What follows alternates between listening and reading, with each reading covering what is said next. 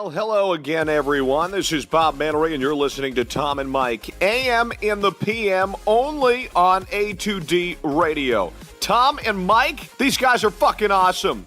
But their side piece, Greg, that guy is a goddamn problem.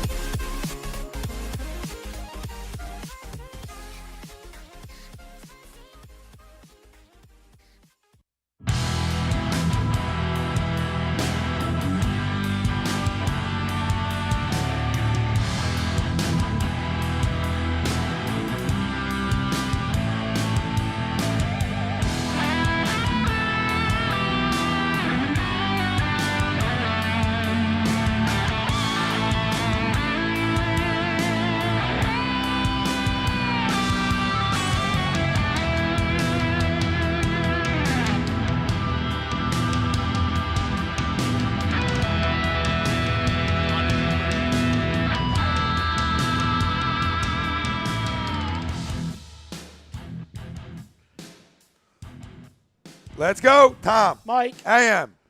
In the PM. HUGE Radio, live from the Real Talk Studios, because we're everywhere. We're not set in one place. Every Wednesday night, though, we're brought to you by our certified public accountant. Make him yours. Find him on the web, Gibson Mayer, LLC, or GibsonMayer.com. Tom Arnone, Michael Mataraki, Greg Mwakovic, Robbie Pove on the ones and twos. Sixers huge offseason. We'll talk about that later on in the show. Phil's buyers or sellers at the trade deadline. Got to talk about that as well. Now, after a series win against Washington, you're probably going to lose 2 or 3 against the Yankees. So we'll talk about Phillies coming back to earth maybe or whatever. We'll talk about that later on in the show as well. But our main topic and our poll question brought to you by Scanzano Sports. Find on the web, scanzanosports.com. A little different this week. A little curveball tossed around, which is good because everything's been the same, right? You know what I mean? On our platform, it's obviously been a lot of Sixers, a lot of conversation there with some Phillies mixed in, and we dabble with the NFL, obviously. But this is a good one to me. And what the question is, what is your top sporting event destination? College World Series in Omaha, UNC versus Duke at Cameron Indoor, Ryder Cup weekend, home playoff game at Lambeau. That's a little more luster than just a home game. Let us know, Facebook, Twitter, Instagram, YouTube. You like Radio the luster, is where you can find us. Yeah, I love luster. It's a great luster. word. It's a great word. Listen, we'll answer any questions, comments, concerns about anything. 4 for 4 here in Philly, nationally, whatever the hell you want to talk about. That's always on the table here. So let's get right into it, boys. What's the top sporting? That's a tough fucking poll question. What is the top sporting event destination? What is it? Is it something else? Is it other? Let us know. Well, it's funny because Greg and I were talking before the show, and I said that I love the question. For me personally, like if I had to choose one from the list, for me it's UNC Duke at Cameron Indoor. But like I was talking to Greg, and I'm like, dude, maybe they're cliche, which is why we didn't put them on the list. But you got Fenway. You got Wrigley. Oh, we talked about Lambeau was awesome. I mean, for me, like I wore the Dodgers hat tonight because for me, like Dodger Stadium was completely off the hook. The old Texas Stadium with the hole in the roof when I was down there was, that was like an iconic spot. Couple people on the YouTube chat already are saying Madison Square Garden, Augusta National, going to a World Cup game. Another one that was kind of like off the beaten path for me was Wimbledon. Like, just a lot of, like, if I could do, like, a bucket list of, like, 20 destinations in sports that I've never been, like, I could probably list 15 of them right away, and then the other 5 might be, like, a little struggle. But it's a great question, and Greg, I know we were saying before the show that if it was College World Series at Rosenblatt, that kind of becomes a no-brainer. Yeah. Like, you could even throw Williamsport on the list for the Little League World Series. So many ways you could go with this question. It's a great question. Well, when you're a junkie, like we us. are, there is so Like many. us. There's so many spots, Yeah, and especially places like you haven't been to. Like the real, like lure of a place is like not being there. Like you've never been there. Like I've never been to Fenway, so it's like there's something unknown about it. I see it on TV, and it's just like this epic place, even though I hate Boston and everything about Boston, but it's this epic place. Yep. It's bigger than life. And when you never get there, that also has way more of an appeal, too, to a lot of these places. Like Lambeau, I haven't been. There's a lot of places I haven't been. I've been to Cameron Indoor, and it's like a high school gymnasium. So, like, the environment's just everything's more enclosed. It's a great environment, but there's a million. There really is. There's a million. It's funny because one of the ones, as we're sitting here thinking about it, you could have put a Big Five matchup with the Palestra. Oh, You know what I mean? Like the awesome. Palestra is one of those things where I loved growing up in this area. Hot box too, babe. Oh yeah. Hot boxer. When the A-10 tournament used to be there, we used to go sit on those shitty bench seats, but we'd sit there for 12 hours watching the A-10 tournament, instead of being in school. But that was the mecca of college basketball. Oh yeah. For me, I'll throw out, because I did say, if it's College World Series at Rosenblatt 10 years ago. That's it right there. That's the junkie. That's the baseball junkie coming out in just those friendly confines of Rosenblatt. Not that TD Ameritrade or whatever corporate name it is now isn't still a destination, but I'll go Ryder Cup weekend. It's a trendy pick, and I am a golf lover of in the background. So I want to hit a Ryder Cup first and on America's soil, and then branch out to the European side. There you go. It's funny, though, because, like, you're talking about the College World Series, but Altair stinks. He does. If you stay just with that college theme for a minute, you got the Horseshoe at Ohio State. You got the Big House at Michigan. You got USC playing at the LA Coliseum. There's so many, iconic college stadiums, too, that it's like, there's just too many to name. There really are. And you haven't even mentioned any of the Big East. Or, I'm sorry, the SEC. Right. They don't draw as much as the Big Ten, where you're getting 110s, 108s, but they're just as packed, and they're just as crazy fans down there as they are here. Because, listen, I've been to a 110,000 person game where the stadium is rocking. Yeah. Like, the stadium is moving. Literally moving. It's despise. It's unreal. That's a good pitch. I despise everything about the game of soccer, right? I completely despise it. But nobody can tell me that you want to experience that environment over in Europe. Oh, yeah. You know what I mean? Well, that was one of my – that's an environment that you want to – Or down in Mexico. Yeah, somewhere where it's all that matters. A Manchester United game almost made that list. A Manchester United game, you know what I mean? Yeah, it's fair. It's fair. It really is. And I'm not a soccer guy, but I just know – it's a gigantic sport, and they're animals. They're savages. I mean, there's not even a question about it. But I'm going to go with UNC Duke Cameron Indoor. One, because I've always – I don't have a college team per se, but I've been to UNC and I've been to Duke, and I liked UNC and hated Duke. So when I was younger, I was like, I like UNC more, and Mike and everything like that was easy. But I would love to watch a game in it. I was in there on a tour and stuff. I was never in there for a game, but I would love. I mean, that's just great environment. Same thing with me. I was at Fog Allen over, and it means Kansas. something. Like, I would love it being in there, and it means something big. Them environments are huge. I was at Fog Allen at Kansas, on University of Kansas, and same thing. I just walked through on a random day. We were just walking through. My ex used to live right off campus, so. But same thing, I never saw a game. But, that's the same thing. It's a gymnasium. Oh, yeah. There's still wooden bench seats all over the place. And there's so many go ones. Oh, the fam's coming in hot. Nice. I mean, Dion says, what up, Dion? Dion? He says, I'd love to see Alabama versus Auburn. That's a great one. That's a great the Iron Bowl. And he says in either stadium. Yeah. It doesn't matter. And I completely agree. It doesn't matter what stadium I'm in. Same thing on the YouTube chat. F. Deem says Alabama Auburn at Jordan Hare. That's another great one. Great one. Katie Rivas, hello. Hey, Katie. What's up, Katie? Linda says UMC versus Michigan State at the Big House. Oh. Yeah. That's another great one. I mean, it's hard to go wrong, especially in the college game. Especially in the college game. Sean Spielman, one of my destinations in sports is the Frisbee football finals or horseshoe chips. He's been really pushing them lately. Dave Araska, hello. What up, Dave? What's up, David? Dion saying, what up, fellas? Sticking with my poll question, I say Lambeau Field and maybe Oakland football games.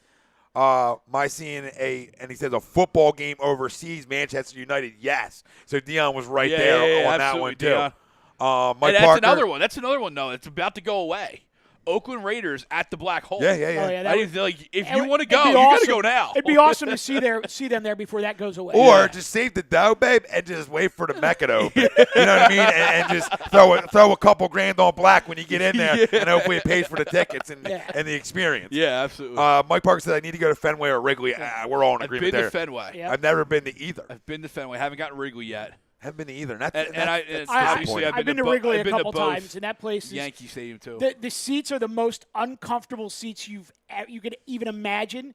It's still the best place I've ever been to watch a baseball game. You know what's funny though, and I'm like such a purist when it comes to game baseball too, and all sports. But like when I get a chance to travel, I'm thinking about crystal clear water. You know what I mean? Like I got one thing on my mind. You know, so this summer's gonna be fun going to see the Phils play. Now, granted, not at like mecca places, but seeing the Phils play in Arizona, a stadium I haven't been to, and Petco would just be a cool experience to see them play away. But PNC Park in Pittsburgh, another great park. Another one haven't been to, but just hear so much about it. I'm a fucking problem. I haven't been to so many spots. The park is great and all. It's more or less the vibe around the city, and I hate the city of Pittsburgh. But the fact that, like, you can park downtown, walk across the Roberto Clemente Bridge into the stadium is such a cool atmosphere. And there's, like vibe. 12 bars right around. There's literally nothing to do in Pittsburgh on a weekend. But if you go over to the stadium, there's like 12 bars right around the stadium. But it's funny, like you're talking about like the travel and everything like that, and the like crystal blue waters and everything. And I'm such a jabron because like, last spring, you know, I'm out in San Diego for that week, and I find out, the Phils are in L.A. Friday, Saturday, Sunday. Well, instead of going to freaking Malibu or Long Beach or something like that. Laguna. Go to like, you know, I could have gone to like any Dancing beach. with Kristen, dancing with Coer's wife. Could have gone to any beach in California for the weekend, but no, what do? I drive up and I get a room at a Holiday Inn 3 miles from Dodger Stadium, and I watch baseball. He did stay at a Holiday Inn Express last night, though. I'm not a doctor, but I may play one on TV. Hence the LA hat tonight. I knew the theme was good. Sean says, my second sports destination is the Thanksgiving football game you play. But he goes, in all seriousness, is Duke versus UNC at Cameron Indoor. Both teams are ranked number 1 and number 2. And that's that'd be a huge sort of where I was going with that one, too. Well, here you go. Pove chimed in. The Olympics, summer or winter. I think that would be awesome. Yeah. And then another one on the in a YouTube good country, chat. though. You know what I mean? I ain't trying to go, somewhere bad. I got to worry about bombs and shit. Well, this is a good one, though. Arrowhead for a Chiefs game. Chiefs Raiders, Arrowhead. Get another 4 million view clip out of that one. Yeah, that clip's still rolling. Oops. Still getting shares. Oops, you heard of us now? But James said, what's up? What up, James? Someone brought up soccer in the World Cup. Yeah. It's coming to America in 2026. Yeah, I won't watch it. I told you I wouldn't watch it if it was on my back deck. It'll be here. Oh, that's great. I'm glad and it's it'll here. probably be in Philly because they're finally starting to get to the point, especially at the World Cup, where they're not going to Didn't we meet our quota? Like, I met my quota, Greg. I met my fucking quota tonight. Okay, I came on here and I said it would be great to go see. I hate soccer. It would be great to go see a soccer game overseas. Okay, that wasn't good enough for you. You had to come bring it in my backyard, right, Mike? I mean, we were like, you know what? It would be great to go see Manchester. Yeah, blah blah blah. It was kumbaya, and then you bring it in back in. I'm done. You know what? I'm done. I will say this. Go ahead, Good night, Pete. To satisfy the quota, I would go see Team USA versus like Argentina at the Link. I think that'd be pretty badass, actually. Yeah, watch them get stomped. But I'd be paying more attention to the Argentinian fans than I would the game. Why not? I was thinking more versus Brazil. Brazil's a good one. Anything with anything we know where we're going. Daytona International Speedway. Jorge for the Daytona 500. I've been the one. The most drunken experience I've ever had in my life. Feel the vibration. You've been doing Daytona 500? Oh, that's awesome. You know, the only races I've ever been to have been at Dover at the Monster Mile. Yeah. That's a party. That's cool as shit. It's a great party. But I would love to go to a big track. I think that'd be cool. Yeah, there's good. Darlington's even closer, too. That's a good one to go to as well. Nice. Ryan says Ryder Cup weekend for me. By the way, Fenway and Wrigley are fantastic. Oh, yeah. Yeah. I can agree on both of those. I can't agree on them because I've never been, but I know they are. You know what I mean? It's like I agree, but I've never been. They are fantastic. They are amazing. You just put me there. I'm there. I'll give it to you through osmosis. I'm sitting on the monster. Don't jump off. Don't jump off. I just ripped Don't let your fucking kid fall off. Just ripped a piece of ivy off the wall. Crumb parents. You're gonna Don't ruin it for ruin it everybody. for everybody. Yeah. That's why we can't have nice things. Kids are jumping off the That's the how monster. bad of a parent you are. Your kid jumped off the monster. Well, sticking with that theme though, little known fact. The reason that Mike jumped off the monster before. The reason that they I've actually been on top of and in the monster. In the monster is creepy as shit. I can see that. But sure the Probably a lot of good. Yeah, I was just gonna say that. The basket on the top of the wall at Wrigley. was because there were too many drunks in the bleachers at Wrigley dropping coats and clothes and stuff over the wall onto the field. And then there were people that would actually lean over the wall and try to cut pieces of the ivy off the wall to take home with them. So they had to put the basket in to keep the people and the clothing off of the field. Manny Ramirez is probably still living inside the monster. He might be. You know, he owned the bitch. And he'll come out hitting you 300. Yeah, I was even going higher than 300. But, yeah, I mean, Manny's one of the best pure hitters I've ever seen. Goodness. And it's tough for guys to actually, match that. And it's tough because he was such a lollygagger, I'll say. But he wasn't early on. No, but yes, he was, later on, absolutely. It's tough for so many people to appreciate the greatness that was Manny Ramirez. Hey, if people think T.O. could actually make a comeback at his age, why can't Manny? He's probably still playing in Japan. Janoris is being charged with murder now? I don't know. Deion just said breaking news, Janoris Jenkins is being charged with murder. So both of them are? Wow. Because his brother, earlier, we saw that one. I didn't see this one, but I trusted Deion. Supposedly, Janoris has been in Florida, so I don't know. Maybe just because it's his house. Maybe he's like a guilty by association. Yeah, for right now, because they're just trying to get his brother. Yeah. Makes sense. John Malmos. I'm a bit older, so I have seen Penn State versus Notre Dame in 1986 in South Bend. Ooh, yeah. South Bend is another good one. Army Navy at JFK, another great one. Yep. Pepsi 400 at Daytona, and FSU versus the U. FSU versus the U is another big one. High quality stuff right there. Well done. Tallahassee. Well done. Like in Tallahassee. Oh, yeah. Now the old U. The old U. Oh, that's a big. I was going to say I would have loved to have seen the old U against Notre Dame at the Orange Bowl. Yeah. Ryan actually chimed in and said Army Navy game as well. That's actually on my bucket list, and I know someone who's got an inside track on some tickets for that. So I actually got them to get me a ticket for this year. So I will be going to Army Navy this year. It's back in Philly, right? It's in Philly this year. Where were we at? Vinny Maston, the Big House, or the Horseshoe for Ohio State, Michigan, or Bama versus Auburn Iron Bowl. Yeah. Yep. We were right there with that. Great picks, man. I think Mike Parker's saying there could be some games in Canada and Mexico, too. I guess he's talking about it the World when Cup. they come over. Jeremy Beal and Yo, my brothers, what's up? Hashtag Real Talk. What's up, Jeremy? Frank says New Zealand rugby, their pregame haka gives me chills. Would be nice to see it in person. How does he know that? I don't know how he knows that. He went to Western Kentucky. How do you know that? He's a hilltopper. But he knows everything. It's deep. Yeah, that one's deep. I wouldn't even think about the rug. But, I mean, guys are getting crushed in rugby. Guys are getting murdered. And then they come over here and try and play real football. And Deion said, it just came up in Google.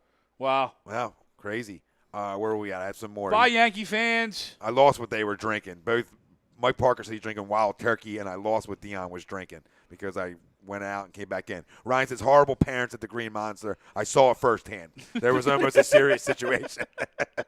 And Rob said Soldier Field would be pretty cool, too. Ooh. And even the new one. Yeah. Now, the old Yankee Stadium would have been great. The new Yankee Stadium's a piece of garbage. Absolute piece of trash. Completely agree. Piece of trash. That's why they all came down here. Pretty much. Because they know this is how you live. My buddy Tom Zimmer just chimed in on my original post. I stepped foot on St. Andrews Golf Course. The only place I consider to the top of the world would be Cameron Duke or UNC Duke. Yeah, but he said St. Andrews was pretty incredible. Yeah, I mean golf courses are beautiful, most of them. Period, and you step on some of the big boys. Right. Yeah. Well, it's funny because I told Ryan, and I don't know, Greg may have heard the story too, but when I was making my drive, there we go. Let's go. Needed that one. Big win. Couldn't get when swept. I was making that drive last April from San Diego to L.A. to see the Phillies and Dodgers at Dodger Stadium, I specifically took Pacific Coast Highway so I could drive by Torrey Pines and actually look down from the highway onto the golf course and then out to the Pacific Ocean. And it was absolutely magnificent. One of the best views I've ever had in my life. See, and Mike Parker said St. Andrews is the home of golf. Well, there you go. Developed further in the 1550s. It's nuts. Wow, that's incredible. Well, that's a links course too, right? Yes. Yeah. Deion Brown says, Sierra Nevada's Purple Haze. Ooh, that a boy. Ooh. Getting Jeremy into says, the good stuff. Women's Brazilian volleyball team just dropped me off. Touche. I love that. Any women's soccer, even though I hate soccer, I'm in. Women's basketball, I'm out. I'm not. Yeah, it's just they're too strong. Women's softball, you're in. You're in, and some are too strong, but we'll beat you up. But the majority is a good look-see. Professional women's beach volleyball in Huntington Beach, California. Yeah, and you got like a done. Yeah, and you're like, you're right there. You're right there. And you're like handing the towels. Yeah, you're like, here you go. You need me to wipe? You good? You squirt water? Yeah. You want me to get that sand off right here? It's right in here a little bit. What was I going to say to you? Something about the Phillies. The Risco Bonwa? Yeah, he did hit a homer. Yeah, they scored 3 runs, and he had a 3-run jack. That was the only scoring in the entire game. So where are all the Yankees crumbs? Where are the Yankees crumbs that are part of A2 Day? Where's Kyle and Mr. All we do is hit bombs, Mr. Ryder. Where are they at tonight? Because I would love to see them because they probably crawled away. They definitely crawled like little roaches they back walked in. Out of the because your big boy lineup got shut out. They got by Zach Eflin and Sir Anthony Dominguez. Night, big boy lineup. They got on their brooms and rode away. Yeah. Fucking. I get. I don't like you coming. I don't like you coming in family territory, puffing chest. Like halfway through a baseball season, not even, and we're in groups puffing chest over home runs and long balls, Daddy. Home runs and long balls. Newsflash: has never won a World Series. Wait, so Zach not only it doesn't win World Series. Not only thinks LeBron is straight better hitting than Jordan, but he's a Yankees fan too. Oh, Kyle, he's 3 for 4. He's 3 for 4, which is uncomfortable. Although it kind of and did LeBron, so that's it's now you're out. It kind of did in 2008, Tommy. Huh? No, it kind of did. It kind of did in 2008. But not at the record pace that these guys are. Like no team that the record-setting like home run teams ever win the World Series. Now, yes, that team did a lot of other things really good. Yeah, they had some boppers, but you're right. They did do a lot of. They bat most guys are batting 300 in that lineup. Yeah. They're taking tons of bags. They drove balls gaps, but I'm just saying like. If you think you're going to hit X amount of home runs and lead the league in home runs, and that's guaranteeing you a World Series title, think again because the team in your division is still really good. Not only the team you're fighting with is still really good. Yes, you're absolutely right, but remember in the playoffs, you see the 1s, 2, and 3s only, and maybe you barely get to a 3. You see 1s and 2s, so you're not hitting long balls against Sale every night. Yeah. You know what I mean? TTB Ballin chimes in, off topic, but I like it. Supposedly, the Celtics engaged in heavy discussions with the Spurs for Kawhi today. Talks went nowhere. Great news for us. Why? Makes us the top destination with the most to offer in the East. Why? I know we're going to get to this, but why? Why do I want that guy? I don't want that guy. That guy quit on the greatest coach, one of the greatest coaches in NBA history. He quit on him. He says he doesn't even want to step foot in their locker room. He's going to refuse to step foot in their locker room. He says he wants to play in one spot.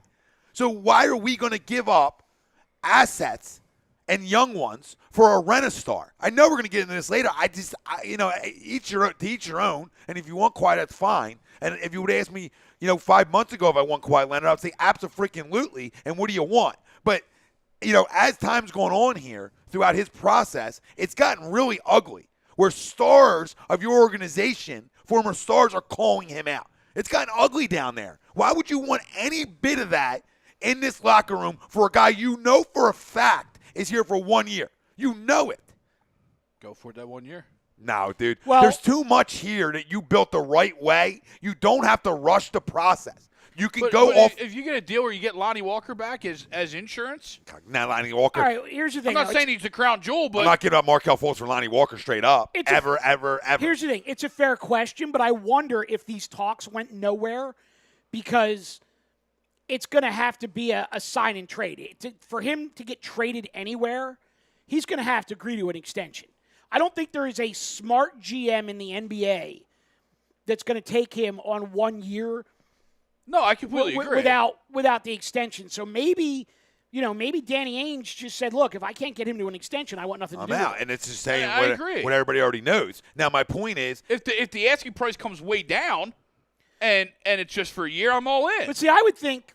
I'll give up picks in Covington and other pieces without giving up the 4 guys that I'm going to say. Without giving up one of them 4 guys, then for a rent-a-star, fine. If there's no Fultz and no Dario in the deal, then where do I sign up at? Okay, for 1 year in a rental. And see, where I'm at with this is I'm actually come July 1st, I'm reaching out to LeBron and I'm saying, hey, if Kawhi's here, with Ben and Joel and everything else that we've got, does that make Philly your destination spot?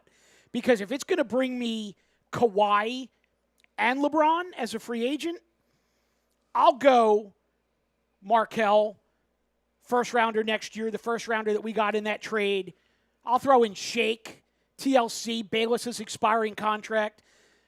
You know, I'd be willing to make that deal if I know it's going to get me Kawhi and LeBron. But if I go Kawhi and he doesn't sign an extension and it's not bringing me LeBron, I want nothing to do with it. Fair. I'm not like in the belief like, oh, well, he'll come and the culture will change him, and then he won't want to go to L.A. No, he's made that pretty clear. Like, you don't get a better culture in San Antonio if you want to talk cultures, and if that culture don't work out for him, then what makes you think this one will? You know what I mean? Yeah, I just give him a little benefit of the doubt that maybe he realizes that window is closed over in San Antonio, and he just wants to change the scenery, and maybe it just didn't come out the correct way, and it came out in a head case type of situation. You know what I mean? I mean, because it happens. That's what all stars do. LeBron knew his window was closed in Cleveland, jumped to Miami, and then when he realized it was closed in Miami, jumped back to but Cleveland. You're leaving out the most important part of everything you just said. The most important part is, other guys didn't say, I only want to play in L.A. True. Okay? Right. That's the big kicker here. If there wasn't that comment, then yeah, you're going to bring him in and not worry about the contract because you'll be able to sign him. Okay? So, yeah, you'll give up a Fultz for him. Like, my issue isn't giving up Fultz for him. Okay? My issue is giving up a Fultz for him knowing that he's going to bounce after a year because I don't have time for that. If he comes in and signs a 4-year extension, where the fuck do I sign then? You want Fultz? Here you go. Okay? And I like Markelle a lot. Right. But then I do the deal. Right. But I'm not doing a deal right now. And at this point, knowing I'm not doing that deal for him probably gets me not LeBron, and I'm okay. Let him go to the West End if that's where he wants to go to. Let them both go to L.A. and let the Western Conference beat up on each other. And I'll do it the way the Warriors did it, by homegrown talent and winning something with them, and then watch the stars come. Then watch them. We don't have to rush the process here. There's B-level guys out there that we'll talk about in a little later that's good enough to make us better. You want to get to some Phils, boys? Yeah, we can do that. Any other good destinations pop up? Oh, I'm sure there is. Jeremy says, I ain't going to lie. I snuck in the infield in the Daytona 500 NASCAR race in 2005. We walked in with Winslow Township Fireman T-shirts on. What a freaking experience. Wow. That's pretty cool, too. Pretty interesting. Peter Albertson says, news, Mr. Worth has decided he is done playing baseball. I was going to bring that up. Yep. Once we got to talking to the 2008 team. Yeah, Jason Worth decided to hang it up. And real quick, Cameron wants to know where LeBron's going. And listen, when Vegas tells you it's minus 150 as of today to go to L.A., and now granted we're the second one, it's probably where he's going, guys. I mean, his kid, reportedly they enrolled his kid in a school in L.A. too. I mean, all signs are pointing to L.A. And that doesn't mean. The wifey likes L.A. Wifey likes the schools out there. Happy wife, happy life. Like, I'm sorry. If you come visit Philly in the wintertime and look at schools, and you go visit L.A. in the wintertime and look at schools. Where are you going to go? Where are you going to go? Okay? I mean, if that's where the wife wants to go, whatever. I don't care. Let them go west. Let them go west because we can win without them. And I'm not a LeBron hater, and I'm sure, and I've never been a Kawhi hater, but I can do it without him. I can get to the finals without him. You're all scared of freaking Boston. Now, I know I was a little wild earlier saying about Max and Clint Capella, but I'm just making a point. Like, make somebody match somebody. Make somebody match you. Take Houston out of everything. Take him out of the equation. Say, you know what? Go if you want him, match it. If not, I'll go big. And people, and we'll talk about it later because I want to put the show in that group, and I want to then people that were attacking me earlier to come have a conversation with me about basketball. Okay? Because the only team that does it the way Golden State does it is Golden State.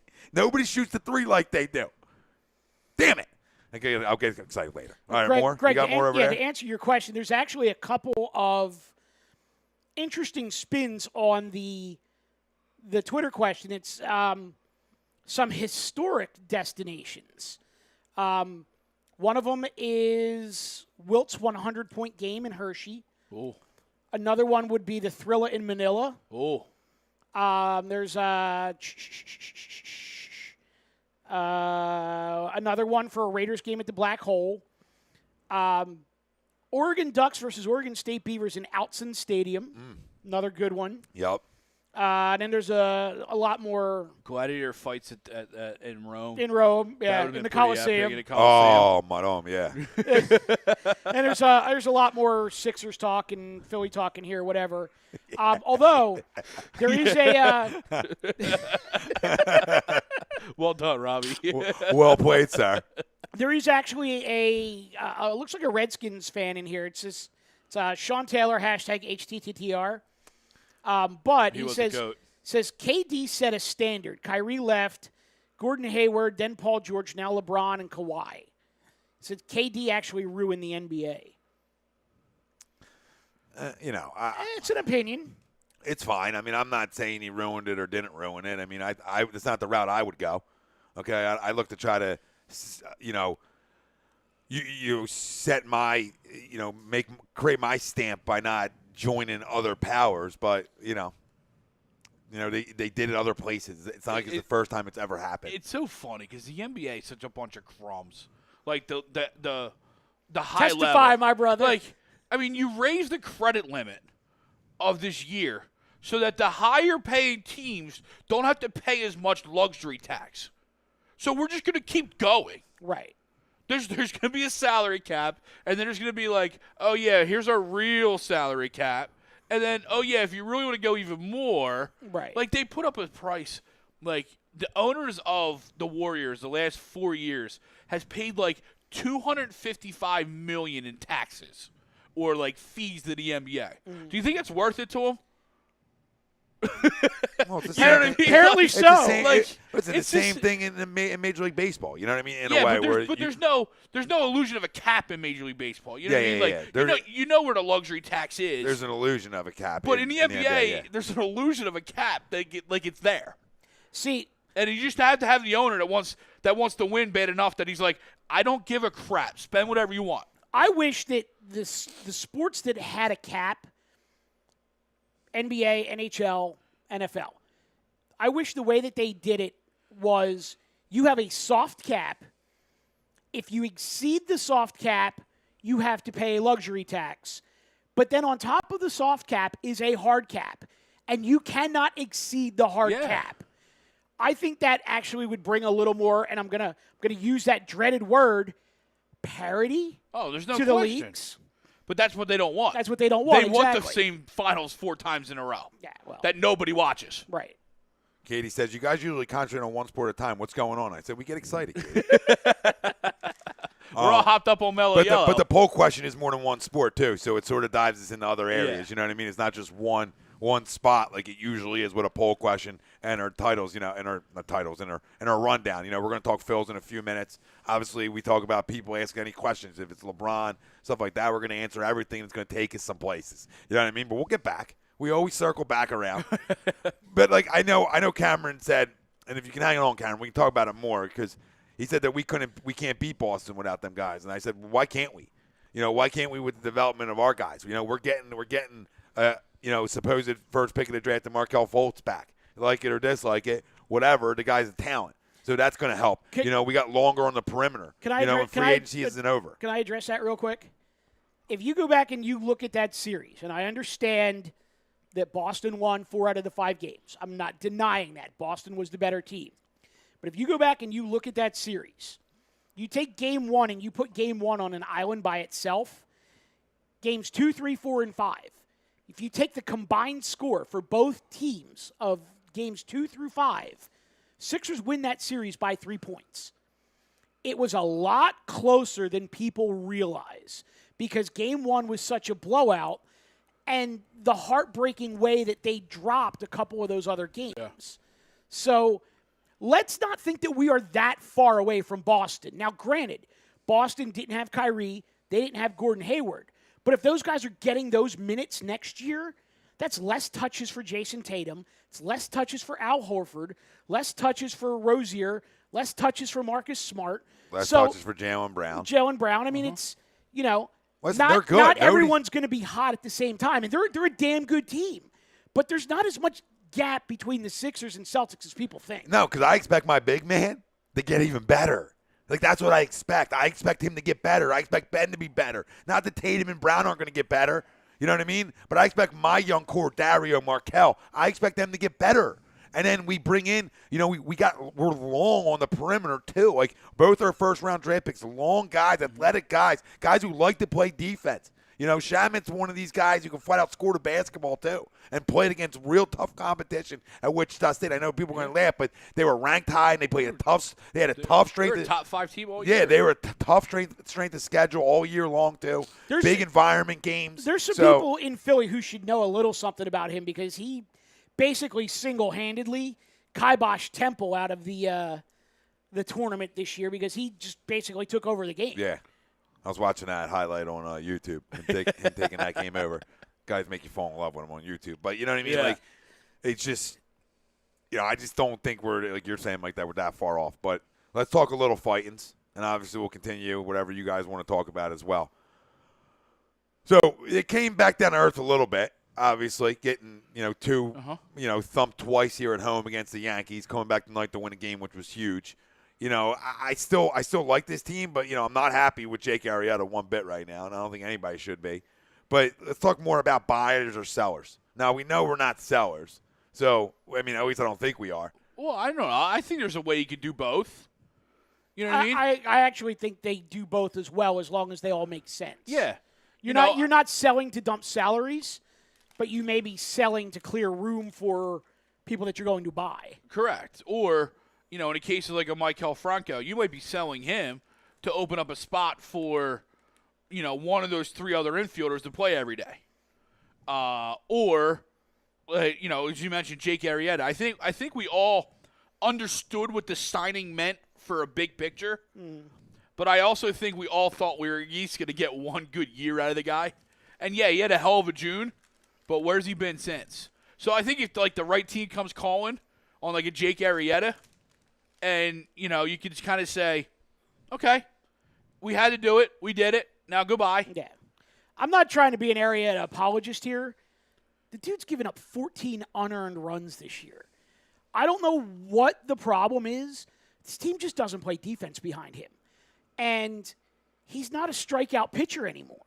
So if you're letting teams put the ball in play and your defense isn't making plays behind you, you got to turn yourself back into a strikeout pitcher, and he's just not doing that. Yeah. Well, you can't. That's the problem. All right. Everybody goes through ruts. Okay, it's Major League Baseball. We know it. Ebb and flow. The game of baseball is tough for guys.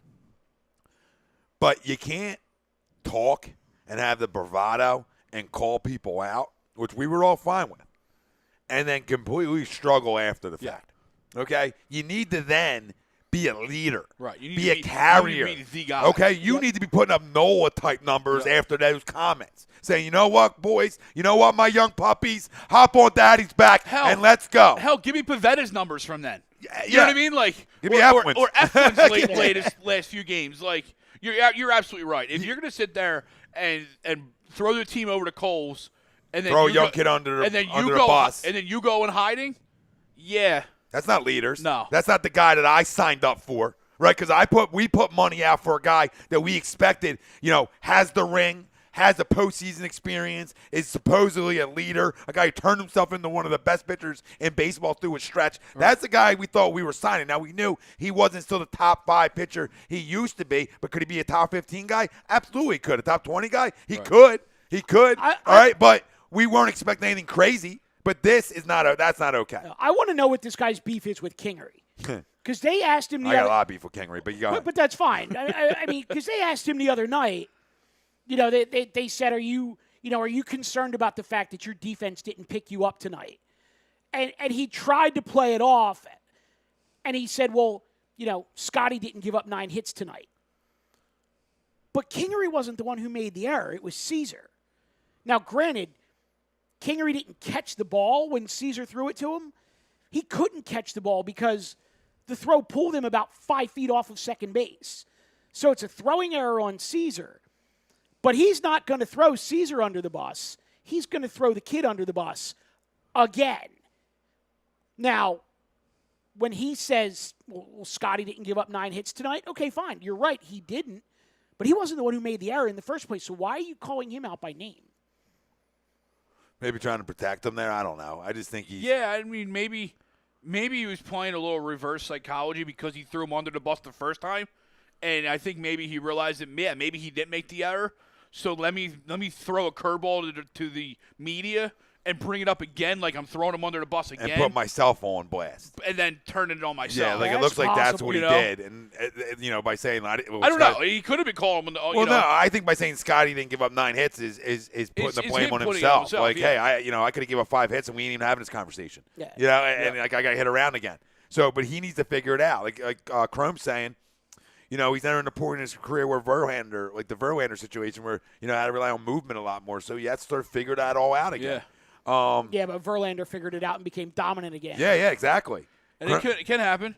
Chrome says, hey, fellas, a lot different environment leaving the stadium tonight than I'm sure it was or it has been the past couple nights. Yeah, I'm Crazy sure. moonshots in, batting practice by Judge, and especially Stanton. And he said Eflin looked real good tonight, and he absolutely did. Yeah, I didn't watch it, but I was listening to it on the way home, and yeah, they were talking about Eflin tonight, and then like his recent string of starts and how even Eflin, even though they've been good, he's been very critical because he couldn't get deep. And then I think it was Jackson was on the broadcast at the time, and he mentioned how the first one was the Milwaukee game to where they were just in a rally and just it was a bad time for the pitcher spot to come up, and any other part of the game he probably stays in for a longer period of stretch. Well, I'm assuming you also heard what L.A. said about the fact that he thought it was a plus that the kid actually acknowledged the fact absolutely. that he wasn't going deep into games. And almost called himself out despite pitching well. Right, and if you go back to some of the post games, like some of these kids, especially Eflin and Pivetta, have been pretty vocal about the fact that they feel like they can go deeper into games and work a higher pitch count, and Gabe just keeps pulling them out. And we know that Gabe's going to do that for whatever reason at this point. But, I mean, you guys know I've been on the Eflin train basically since I saw this kid at Reading 2 years ago.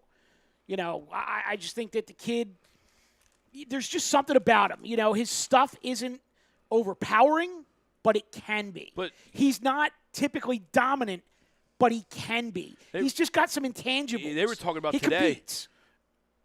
And that's one of the best words that you could throw out about a pitcher is he competes. Just compete. Yeah. You know what I mean? Just compete for me. Yeah. But like he's healthy and he's a bulldog. LA was mentioning the same thing on the broadcast, and he was like, he worked on his stride in the minors, and he's like, he already throws 95. So say he throws 95 and his stride is 6 feet long. Now he's throwing 95 at a 7-foot stride. Now it looks like about 98 coming at you. Yeah. Because it's not leaving the hand for an extra foot. Right. And it's on you quicker. it does. Yeah. And it means it's a little bit more deceiving. Oh yeah. Mike Parker asking about one Jared Eichhoff. When is there any plans for when he comes back? They're saying that he's actually real close to starting a rehab assignment. I thought I saw that he got another setback, or was that he did, somebody because else? he had numbness in his finger. Right. Okay. He's thrown. Last I heard, he's thrown 2 bullpen sessions. First one was all fastballs, no issues to report. Second one mixed in all of his breaking stuff. I was about to say, don't ever throw fastballs because the guy never throws a fastball. Right. So first one, all fastballs, no issues to report. Second one mixed in all of his breaking pitches, no issues to report. They let it go 2 days, no tingling in the fingers, no soreness in the arm. They're trying to get one more bullpen out of him at some point this week, and if that goes well, they're going to send him out on a rehab assignment. Okay. My thing with Eichhoff is I could see them activating him and optioning him and just having him get innings at AAA and just keep building the arm, because inevitably one of these guys is either going to fall on their face or go on the DL. It happens every year. Oh, yeah. And if they don't, good for them. At some point this year, you may get to a point where the thing that we've been talking about collectively as a group for how many years now, they finally say, hey, you know what? We really do need a closer, and Velasquez has closer stuff. So, Vince, guess what? You're now our closer, and Eichhoff is our 5th starter. Or you're our 8th inning guy. Yeah. Because I think we have our closer. Or you make Sir Anthony that 7th, 8th guy since you know he can go a couple innings. Yeah, I saw something on Twitter. But you're right. Yeah. Right there. I saw something on Back Twitter. end guy. Yeah. Yeah, I saw something on Twitter a couple nights ago that made a comparison that I think we talked about had to be over a year ago at this point, was 2007 Brett Myers, where he was a starter, he threw gas, but he wasn't getting deep into games. They needed a closer. They made Brett Myers their closer, and Brett Myers won them a division. And if Velasquez could do that, because let's not forget, 2008, they brought Brad Lidge in, and they turned Myers back into a starter. Right. They did it with John Smoltz. They've done it with a lot of guys. There's a lot of guys who have been good starters who became dominant closers, and when they moved back into the rotation, they were better than they were the first time. Yeah, Crum said, and then you talk about it sounds like Neshek's possibly coming back this weekend, and that's a huge bolster for the bullpen. That's what Crum's saying. Well, especially with Ramos going out. Yeah. About time. I wonder how hurt Ramos really is, or did they just need to make a move because he's been completely ineffective his last two appearances. That just struck me as he threw a shit ton of pitches over the weekend. I need a fresh arm. He's going on the DL. Shut him down a little bit. He's going on the DL. I would be a little homer. Instead of watching Zach Curtis, I want to watch my boy Singh pitch. Well, I'll tell you what. You know what I mean? Agreed. Singh got a mention on the broadcast last night. Did he? He did. Did he? They were doing the minor league report, and he's got last 4 appearances at Reading, 4 innings pitched, an 0.90 ERA and 2 saves. There you go. Instead of the long-haired hippie Zach Curtis. And I've actually seen some other folks that we don't know, but that do the Phillies minor league beat and stuff like that. People say that the jump that Singh has made this year in just his stuff has played out so well that they could easily see him going from A-ball to AA to AAA, like knocking on the doorstep before the end of this year. Yeah, I hope so. I mean, we know. But instead of watching freaking Zach Curtis not getting anybody out, I want to watch him.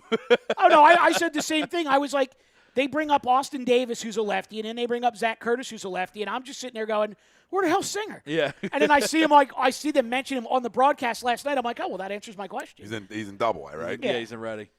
Which is where he ended last year. Right. And they ended up putting them back in Single A. So, the AAA nod's coming sooner than later. Yeah, oh, for sure. Definitely sooner than Well, later. he keeps throwing the shit out of the ball. Yeah, it's definitely And the thing that I really like organizationally, what the Phillies are doing this year is if guys are throwing well, they're just moving them up. Like they're not worried about who's on the 40-man, who's making what kind of money. It's just like if you're throwing well, you move up. If you're not throwing well, you move down. Yeah. They're not messing around with the pitchers. Like Right. anybody who's throwing well, They're they get a moving them shot. through the pipeline. I They like get a that. shot. I like that they're doing that. And Parker says Neshek needs to change up this mid-relief for us. I believe he will definitely help us out. Yeah, definitely. Thomas Quintero, hello. What's up, Thomas? What's up, What's up, Tom? It's our little College World Series going on. Arkansas, Oregon State. Arkansas's Arkansas up 1-0 in the 1-0. series, and Yeah. Arkansas's up 3-2. Top 8. Arkansas's ace was on the mound last night, and they put up the stat of how many draftees that he went up against all year. Now he was a 3rd-round pick himself, but he put the number 1 pick he went up against, beat him. Like every top draft pick that went before him, he beat. On the year, and it's good stuff. It's funny, just it's that compete right there. You know what I mean? Like, yeah, I'm also getting drafted. I was a 3rd-rounder, but I don't care who you are. I'm gonna compete. I'm gonna try and beat your ass.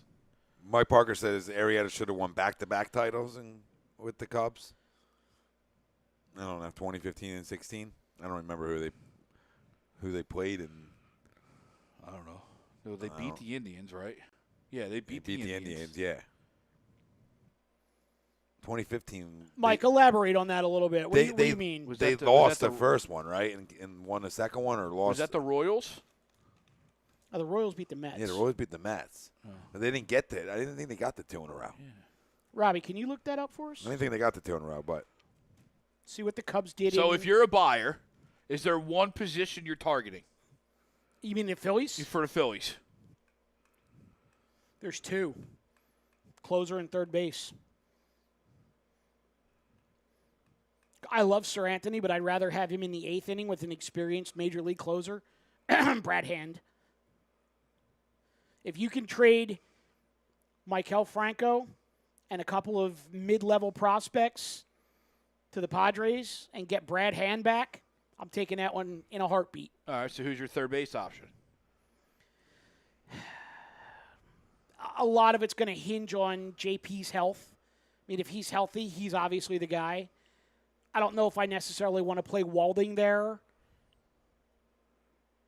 So you're getting Hand. So you're going to upgrade the closer, but you're going to go internal for third base? I mean, they're phasing him out anyway. I mean, if they want to throw Christian Villanueva in there, yeah, I'll take him and I'll bring him back and I'll put him at third base. This is what freaked me out was I hear all this chatter that the Padres are interested in Maikel Franco. The first thing I think to myself is why? They have a third baseman who's got 16 homers and almost 60 RBIs. Now, granted, he's only hitting 230. Maikel Franco's only hitting 250. Yeah. And the guy is playing in not such a great hitter's ballpark. And then going to a hitter, but he's got more. But he's got more homers and more RBIs. Robbie, what do you got? Well, obviously they got the championship in 16. You might be talking about in 15 the Mets beating them out to get to the World Series. The same thing that the Dodgers did to them 2017. So maybe 2 out of those 3. Two out of those 3. Okay. Rather than just the 1 out Okay. of 3. Yeah. I agree with Chrome. I like Moustakis. That's where I was. And Moustakis is a great name. Because I'm going to get him. It's going to be a rental, but it's a great name. Well, he just signed.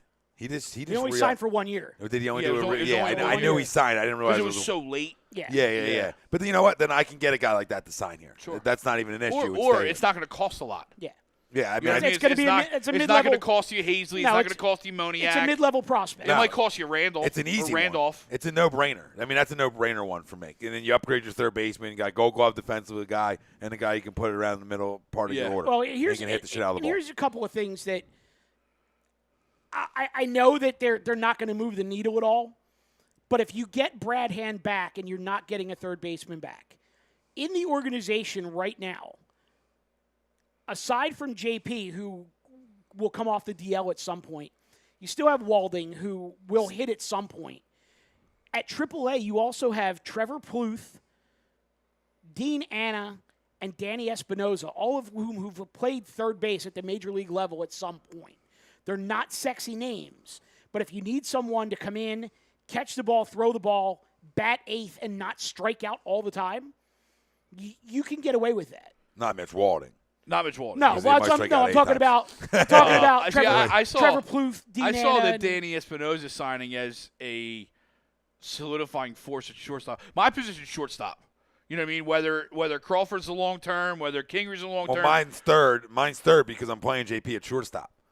You know what I and mean? third Like- base is still a concern, regardless of who you put there. Okay, well, then but here's- still right now at shortstop. Well, now if I get Moustakis and I play JP at shortstop, why is my third still a concern? Why? Well, I'm sorry. If you leave it current, like if you're just getting rid of Franco, then still third base is a concern because whoever you're putting there isn't a natural and Well, still no, not I going would to hit do. for the power. I would still do the closer part, Mike did. I would just then Yeah. ensure my third baseman by going out and getting Moustakis, and then I'm good. I get the back end bullpen, and I get my third baseman, and then I can play JP in his natural position, shortstop, and do whatever I need to do with Scott Kingery.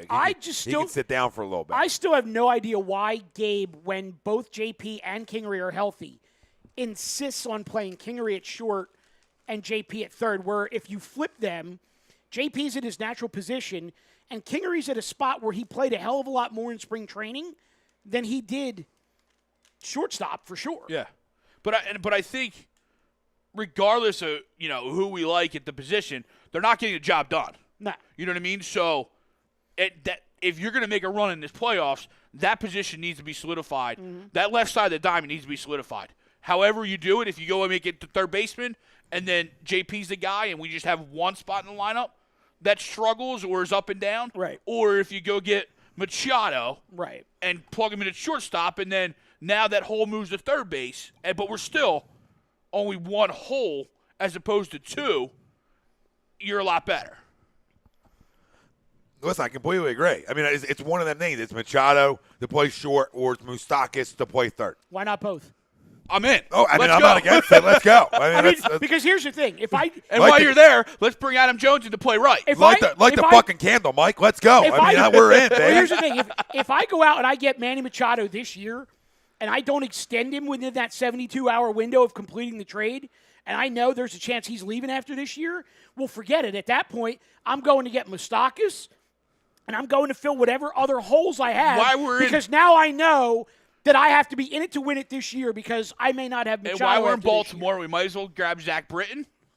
Ooh, he's horrible this year. But he's coming off the DL. But he's a horrible. Closer. I know, because he's on my fantasy team, so you're welcome, everybody. And Adam Jones to play right field. Because that's my other hole. And I love Nicky, and I love that he's playing a lot more, and he's been playing well in his recent stretch.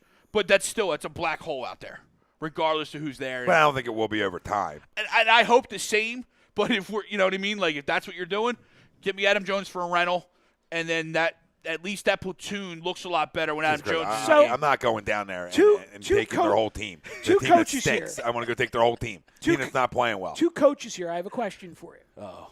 Third base. I'm blacklisted. Listen. Third base, knowing that your team is still very much in a playoff race, how much are you valuing defense versus offense? And I'll tell you why after you answer the question. Well, I think third. Yeah. Well, I think any name the two names that are out there beside the two names that are out there are Beltre and Moustakas, and both can flat out pick it and both can hit it. But I'm talking about an in-house solution. Now, it depends. Bear with me on this one. Let's just say. Okay. Well, let me say, if I get an absolute stud at shortstop, and my guy at third base is Pedro Feliz, but because I got Jimmy Rollins at shortstop, there's in going back to where my hole is. Mm-hmm. If my hole is third base, but he can pick it, because I'm good everywhere else, I'm okay with just picking it. But if I have multiple holes, I need my guy to do both. Okay, so here's the scenario I want to throw at you. And I don't even think it's this far-fetched, to be honest with you. Let's say they do go to Baltimore, and they get Machado, but Machado says he only wants to play shortstop. But you can also get Adam Jones, and Adam Jones says, well, I only want to play center field. Now, I'm playing the shell game on this one because I'm going to say, okay, I'm going to take Adam Jones, and I'm going to put him in center field. I'm going to take Odubel, and I'm going to do what they do with the Venezuelan national team, and I'm going to move him to left field. I'm going to take my left fielder, Rhys Hoskins, and I'm going to move him to first base. And I'm going to take my first baseman, Carlos Santana, and I'm moving him to third base. I'll do it. Because he's played there in Cleveland. Mm-hmm.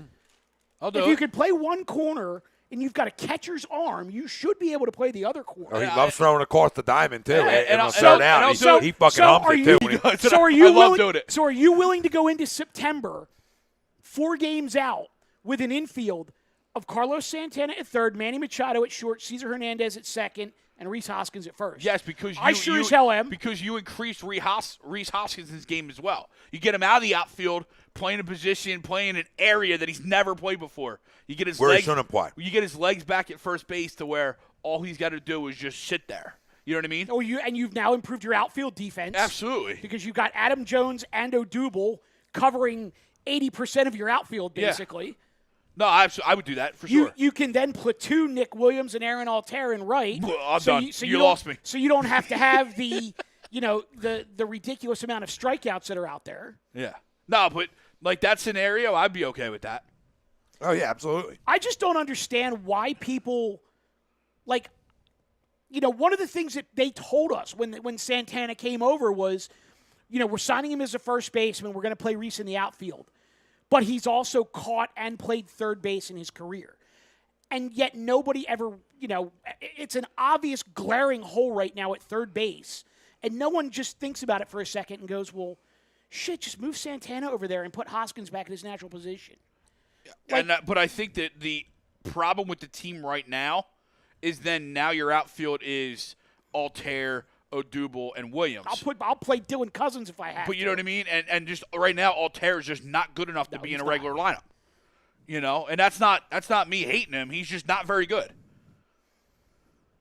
So, My issue with this lineup right now is Kingery, more so than anybody. Yeah, he's killing him. I mean, listen. Even though he has a 7-game hit streak. But it's funny, they even threw shade on that hit streak. They're like, in only one of those games does he have multiple hits.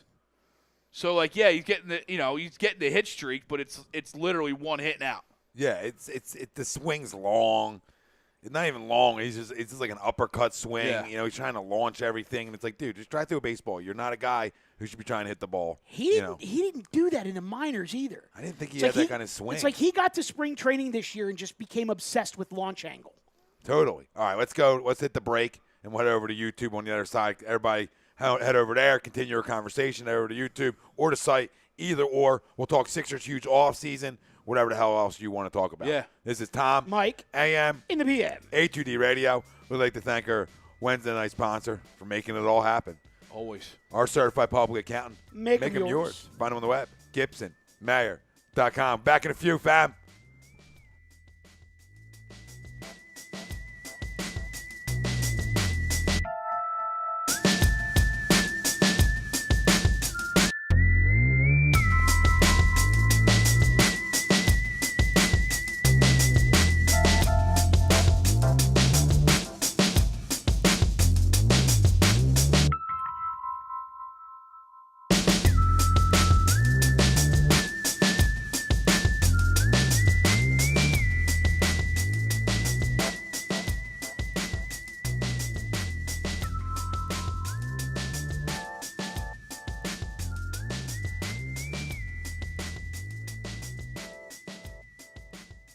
Hi, folks. Bob Mannery here. You're listening to A2D Radio, real sports talk radio for the fans, by the fans, no agenda.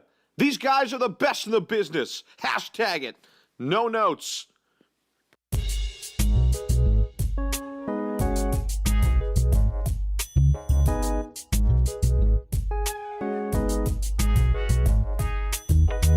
Tom and Mike, AM in the PM, is brought to you by Gibson Mayer, LLC, certified public accountants. Gibson Mayer, located in Yardley, PA, is a leading accounting and business consulting firm with a proven track record of handling critical issues with expertise across many different industries, including construction, distribution, hospitality, manufacturing, real estate, service trades, merchandising, professional services, and professional athletes. Give them a call at 215-369-3300. That's 215-369-3300. Your initial consultation is always free, and if you tell them that Mike from Tom and Mike AM in the PM sent you, you'll receive 15% off all income tax services completed by February 15th. That's Gibson Mayer, LLC, certified public accountants. 215-369-3300. Or visit them on the web at www.gibsonmayer.com. That's www.gibsonmayer.com.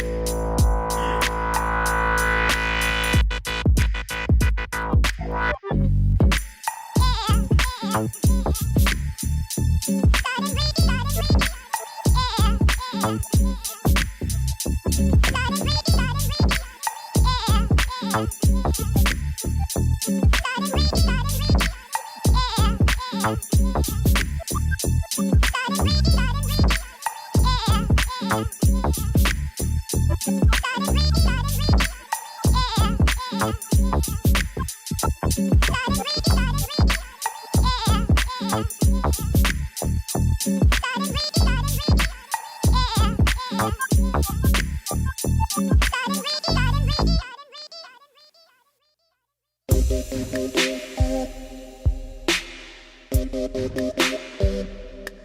Arnone, Big Mikey Smalls, Tom, Mike, AM, in the PM, only on HUDRadio.com.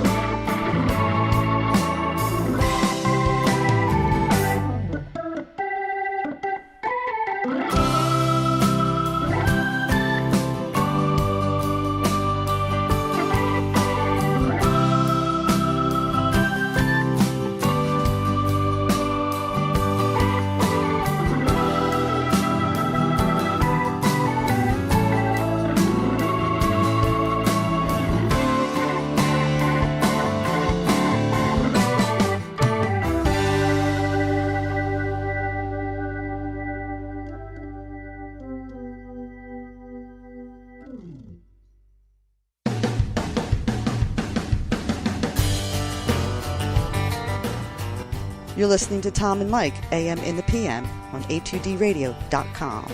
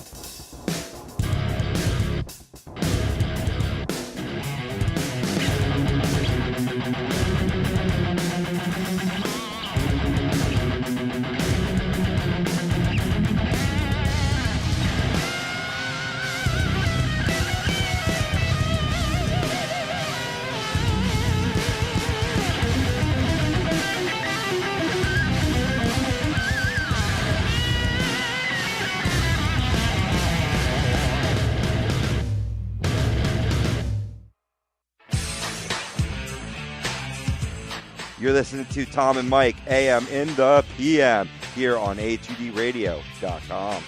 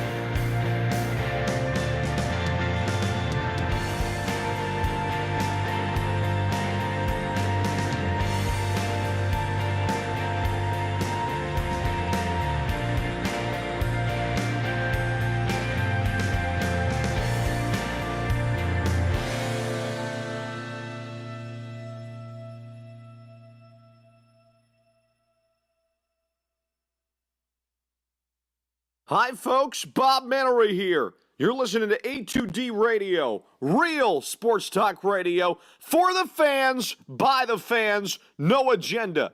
These guys are the best in the business. Hashtag it. No notes.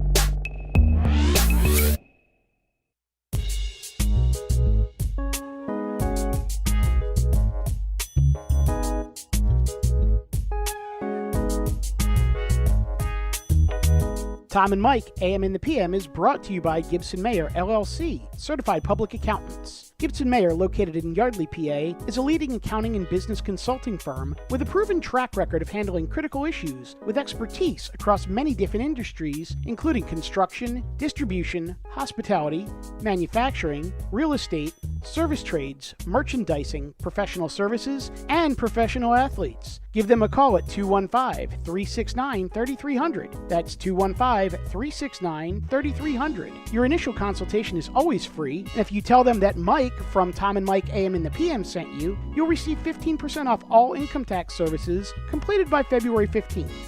That's Gibson Mayer, LLC, certified public accountants. 215-369-3300. Or visit them on the web at www.gibsonmayer.com. That's www.gibsonmayer.com.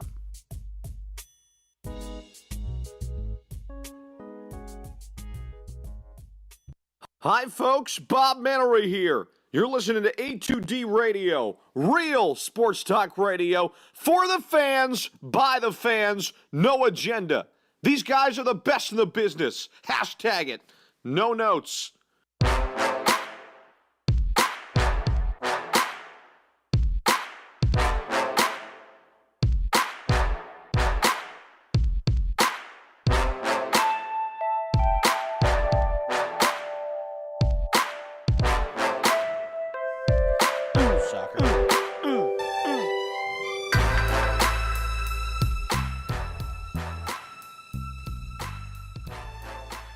Welcome into the after party. And this is when shit gets hot. A2D After Dark. A2D After Dark on a couch. 3 grown men. Ladies could enter at any time. Tom. Mike. AM. In the PM. A2D Radio. Live from the Real Talk Studios. Every Wednesday night, though, we're brought to you by our certified public accountant. Make them yours. Find them on the web at GibsonMayer.com. Tom Renaud, Michael Matarak, Greg Moakovic, Rob Pove on the ones and twos. And the family out there joining us. And if you're just joining, We'll mention the poll question. You can still vote on it, comment on it. What is the top sporting event destination? College World Series in Omaha, which is going on right now. UNC versus Duke at Cameron Indoor.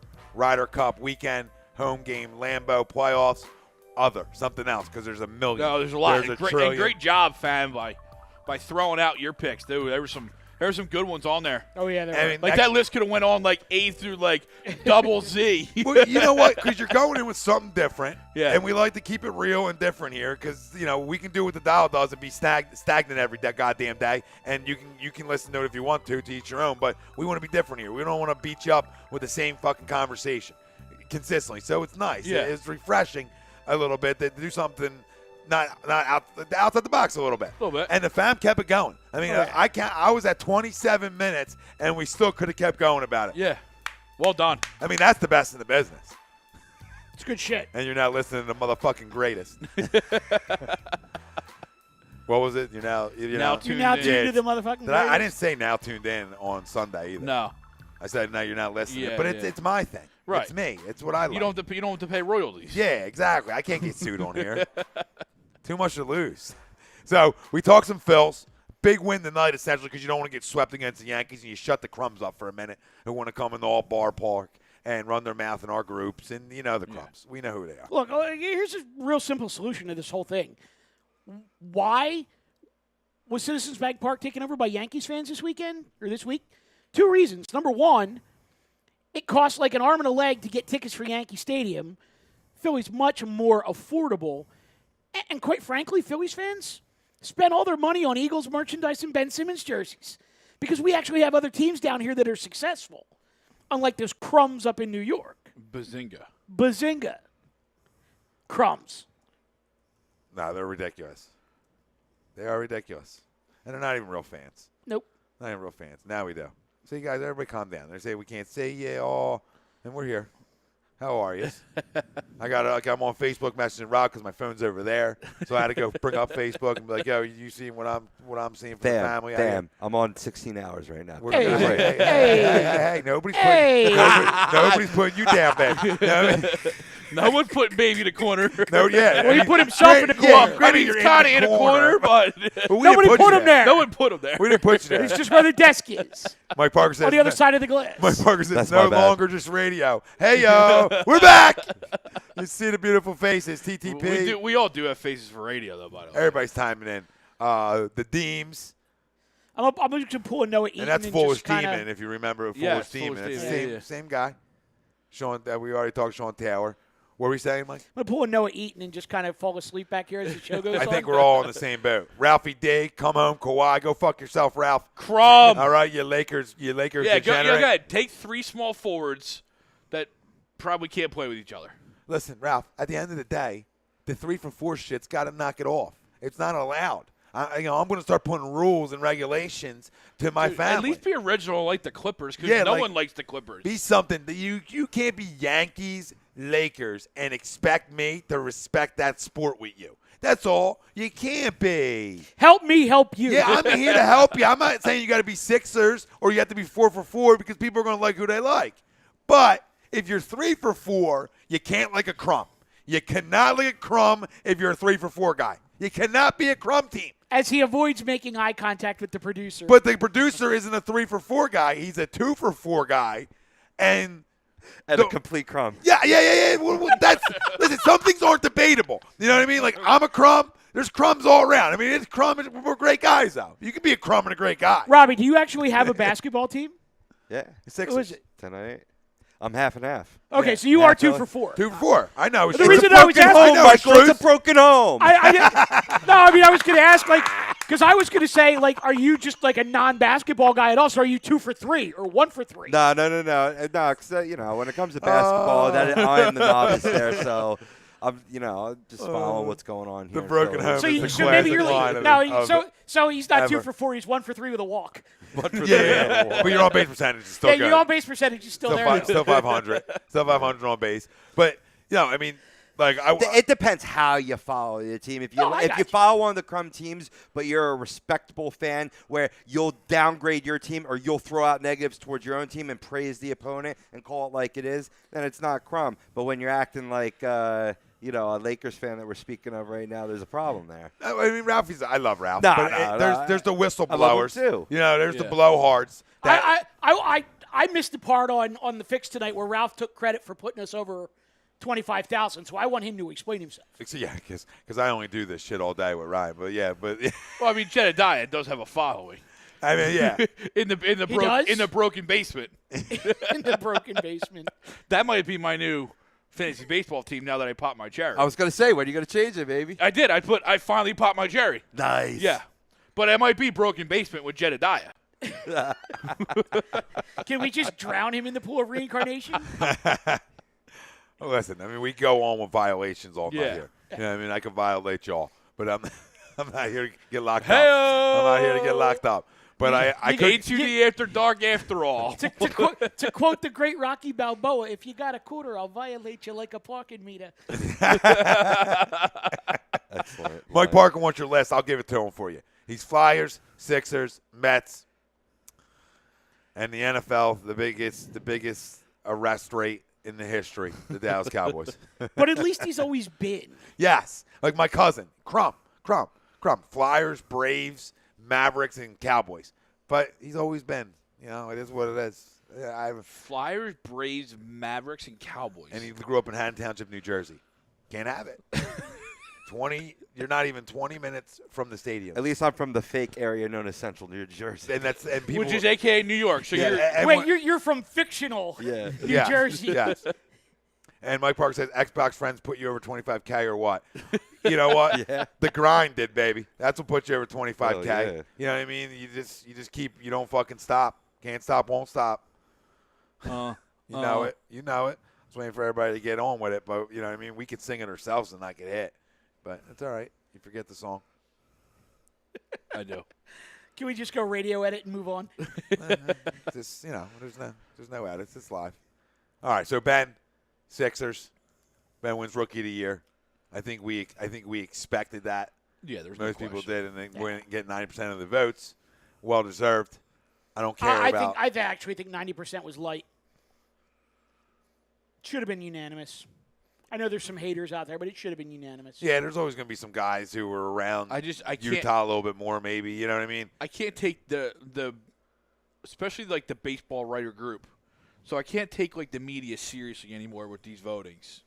You know what I mean? Like, you know, when you look at like the baseball writers and, you know, and they're voting on something, or, you know, you're right, the rookie of the year, it should be unanimous. Like, and how did, you know, and I hate LeBron. We know won this. MVP. How is he not the MVP this season? Yeah, that's a disgrace. Like, if you want to give it to James Harden, you should have gave it to him last year, Right, when he actually probably deserved it. And I think I said this a long time ago, I think, on the Sports Hounds, maybe in a comment, was I knew they were giving it to James this year, and it was going to be the certified makeup call for last year. Man. You know what I mean? It's weak. The NBA, the way they do things is real skeptical. Yeah. I mean, you got an alien running the whole thing. Guy who's never picked up a ball. Like, the ball's bigger than him. You know, the ball's bigger than him. It's really weird looking. It's creepy. Guy creeps me out. So, let's get into a little bit of the offseason and free agency. And I want the people to let us know who they want. But also, who do you guys want? And I know we were talking before, and we'll mention it again, but we'll talk about, you know, me putting something in a Sixers group earlier and out there about Clint Capella. It's a great name, by the way. And what I said, you know, I would max Clint Capella, say screw you, Kawhi and LeBron, max Clint, flat out beat you up inside, create so many second chance opportunities, control the paint offensively and defensively, and you get a 24-year-old puppy who's a flat-out worker, and that's good for your program. You know, not a selfish guy that works hard or great for programs. Before we get too deep in this conversation, because it could go real deep, can we just sit back and, like... That's what he said. ...and enjoy the conversation that we're about to have for the next couple weeks with this team? You know what I mean? Absolutely. Like the fact that the process has brought us to this point, to where we could sit there and legitimately debate the fact that we could potentially get the greatest player in the world right now. Mm-hmm. Or we could go trade for the second or third greatest player in the world right now. Like, the fact that we can have these conversations, and they're not as far-fetched as an idea as it would have been 2 years ago. No, because Vegas tells you why. Well, Vegas tells you why, too, but also this team has told us why. You know, this process, and now that we got rid of the crumb leading us to the top, you know, we know his teams can't play in June. It's well documented. It's still going on now. They still can't. So it's great to even just indulge in these conversations, regardless of whether you want Kawhi anymore, whether us as a group want LeBron anymore. I just want to say one thing about Kawhi. Speaking without anything else, like without anything comments, without wanting to play in L.A., whatever. Just say he got hurt this year, whatever, and nothing else happened, okay? I would take him in a heartbeat because by himself with San Antonio, he would give Golden State runs for their money. Sure. And he's done it. He's done it in the West. I mean, last year, before he got hurt in the playoffs, that was going to be a series. That was going to be a dogfight. So I would have taken and it took almost a cheap shot to get him out. And some people still think it's a cheap shot to get him out of that game. So I would take that player in a minute. So go ahead. No, you know I was essentially done. Like, I was just like, you know, we can sit here and argue with each other, you know, the next thing for Markelle Fultz all we want. But the fact that we're sitting here talking about basketball and the next step for us as a city and as a team and as fans is the NBA Finals is something we haven't talked about in a long time. You're absolutely right. I mean, the fact that we had the 10th overall draft pick. And it's like forgotten. But we had him as a result of a trade, not because of our own poor record. Right, yeah. And just adding on. Right. And the fact that we were in a position to where all we were doing was adding on, to where we took the local darling that everyone wanted us to take at 10, picked him, and then when somebody else wanted him real bad, moved him out and got another asset for it. Uh-huh. Because that's what smart basketball teams do. And this is Brett Brown, who Sam Hinkie and Brett Brown are tied at the hip, and this is Brett knowing how to maneuver. Channeling his inner Sam. Yeah, maneuver in these situations. Like when somebody calls you and gives you an offer you can't refuse, because me and Chrome were talking about this last night on Birds of a Feather, and I said to him and Ryan, I said, you got to understand the 2021 draft for a minute, okay? 2020 is just your freshmen coming out and the rest of your guys. 2021 pool of players is going to be so much freaking deeper because the first-year high school guys are going to be allowed to enter again.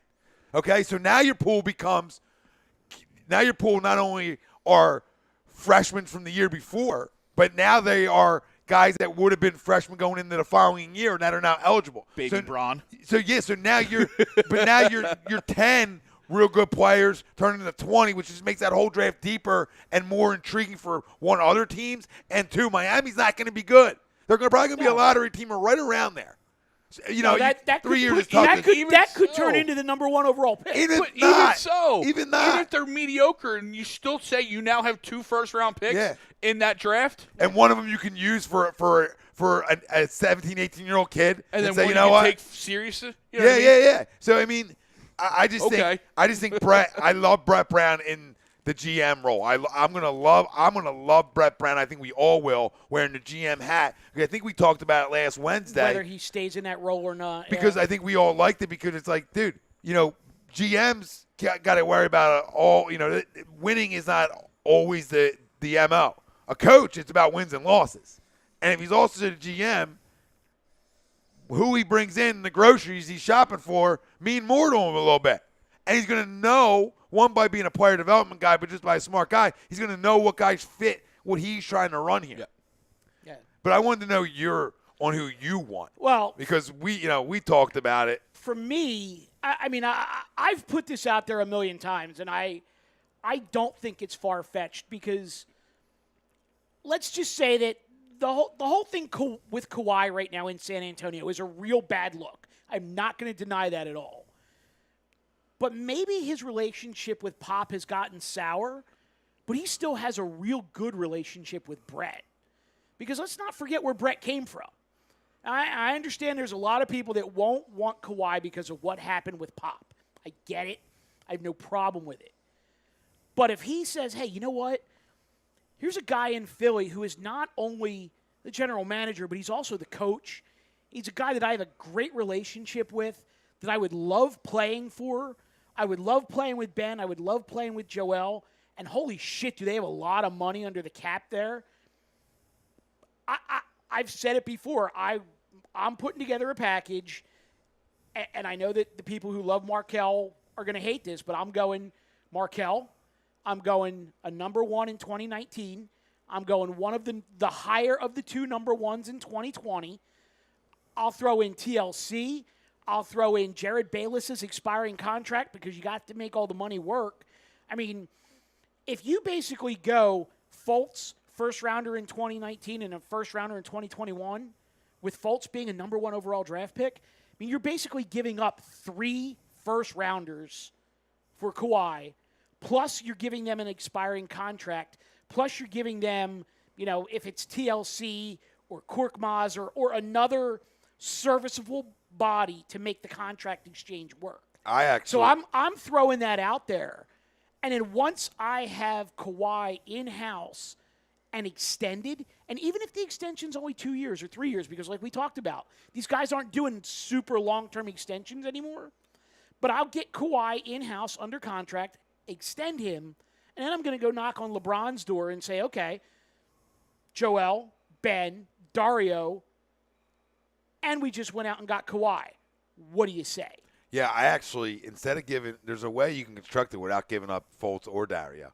Obviously we know when Dario's not I don't want to give up Dario. No, but I'm just saying some people would put Dario in over Fultz, and there's people out there who do it. I don't want to give up Dario, period. He won't go anywhere on my basketball team. But there's a way you can construct it without giving up any of them guys.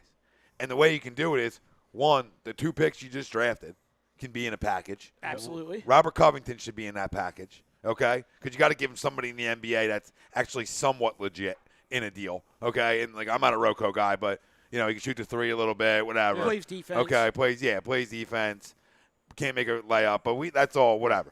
And then you can go throw two picks in. You can go throw 2019 first rounder and a 2021 first rounder. Boom, done. Because you can't go back-to-back years. Right. So you can go 2019, 2021, done. And I think that's enough to get it done when a guy's going out anyway. You're getting 2 first-round picks this year and players that you're getting. You're getting Robert Covington, and you're getting 2 number 1 picks. I mean that's a lot you're giving. That's a lot you're getting for a rental. If you think of those 2 picks that we'd be giving up, they're San Antonio like picks. They're a bigger point guard that can play defense. So now you can run Patty Mills off the ball. Right. You have that freakish athletic guy that no one really knows what he is yet, but intrigues Pop. Right. You know what I mean? And that's where I thought like a Fultz would be in the deal, just because you got Pop, who's this, this guru, this genie, and he goes, I can fix him. You know what I mean? And so if it makes the deal work, and it gives me a little bit of, maybe it keeps me up at night because that's what Pop needs right now. You know what I mean? Because he's, I'm sure he's getting bored. So he's like, I need another project. Yeah, but you're going to turn down that. Hold on. You're going to turn down that deal that I brought up. You're going to turn that deal down if you're San Antonio. Do you turn that deal down? I think so. You turn it down knowing that the guy's not going to stay with you or not report to your locker room and not report to your activities. You're going to turn that deal down. You're talking about two kids that can come in and play right now for you, and a third in Robert Covington, and you're talking about. Well, you're talking about two. I just think 2 first-round draft picks. I think it's easy for us because we and the hate match Covington money if you need to throw him in the deal, not knowing what they really want on the backside, because they kind of have the same guy in Danny Green. No, so do you need both of them? But maybe it is Rocco because he makes the more money. Yeah, it's got to be some more money. Maybe it is Rocco and Bayless to make the money match. Well, TTP's the time when you give up all that for rental. I'm not trading for Kawhi. That's me. Like, I'm not in on the Kawhi trade bandwagon because I'm not in it for the rental star. I'm not in this for a rental star. Well, and that's like I was saying here. earlier. I don't make a deal for Kawhi unless I know that I can extend him as soon as I. Oh, absolutely. It's got to be a 3 year. He's got to agree to an extension before I make that trade. But outside of them, and this is the thing I put out, that I would sign Clint Capella to a max deal, and then boom, we become a really big team, and you can play 1-4, 1-5, and you can give Joe some blows at times too. And still be real good at the 5. There's a lot of ways that you can go about that, and I love that idea because I think we talked about it Sunday. I think you brought up Sunday too. Not only it's what Billy King should have done with Andre Iguodala many, many moons ago, is make somebody come, offer him a max deal so that we know that's what he's worth. Right. And then you can sit there and then you match him because at that time, you had to match Iggy for that team because you would have had nothing else. Right. But just offering him a max deal without knowing, you were just like, what are you doing, bro? Mm-hmm. So I love the idea because then if Houston matches, Houston is it's done. All off the table Houston for anything else. Done for the next 2 years. Yep. They're done. You wrap up because their money. Because they cannot pay anybody else. You tie their hands money-wise. You tie their hands. And you don't tie your hands at all. one less team you have to worry about. And a guy actually said to me, he goes, because all these jabrones started coming out, like attacking me for wanting to max Clint Capella, and I was like, 24-year-old kid, but I was like, they were attacking me that, why would you, the NBA's not built like that anymore. No, you can't have two bigs. Wait, hold on now. All this nonsense. Everyone complains that Joel doesn't play like a big. So why wouldn't you say, okay, Joel, we're going to let you play stretch 4, and we're going to go out and get another big who works really well with your skill set to play the 5. Why wouldn't you do it? How many times did Joe step out and then he missed a shot and there was 0 guys in blue or white around the rim? Bro, you control the paint. Nobody in the East can match your size as a basketball team. Like, listen to me, as a basketball team. Think about the draft picks you just made. Guys are long. I mean, this basketball team is long and athletic from the guard all the way through, and there's matchup nightmares. If you get bigger, if you just went and got bigger, and you people are like, oh, well, who's going to create a shot on this team? Well, Ben can create a shot. Okay, maybe he hasn't shot the ball, but he still created his own shot and shots for other guys. Yeah, right. And Markelle, all intents and purposes, can create his own shot. He did it in a 14-game sample size, and obviously did it at Washington. They come number 1 pick of the draft. Yeah, like to me, I'm in the big belief of letting this kid grow because talent-wise, with a messed up head and everything in 14 games, his numbers were really good for a puppy. Let's not forget that. We don't have to throw it all away. We don't have to throw nothing. We're in the shape of saying, if you don't want to come here, I got something for you.